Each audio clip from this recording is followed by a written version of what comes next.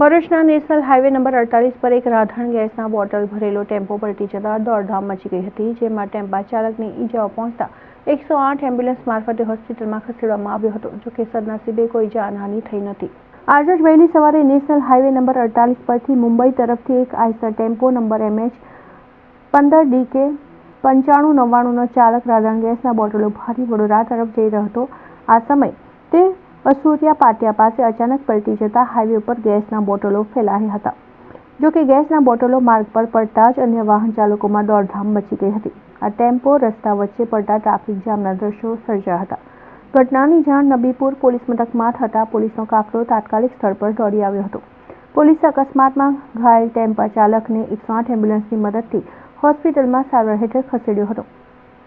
પોલીસે ક્રેનની મદદથી ટેમ્પાને સીધો કરી રાધણ ગેસના બોટલોને સાઈડમાં હટાવી હાઈવે ક્લિયર કરાવી વાહન વ્યવહાર પુનઃ કાર્યરત કરાવ્યો હતો.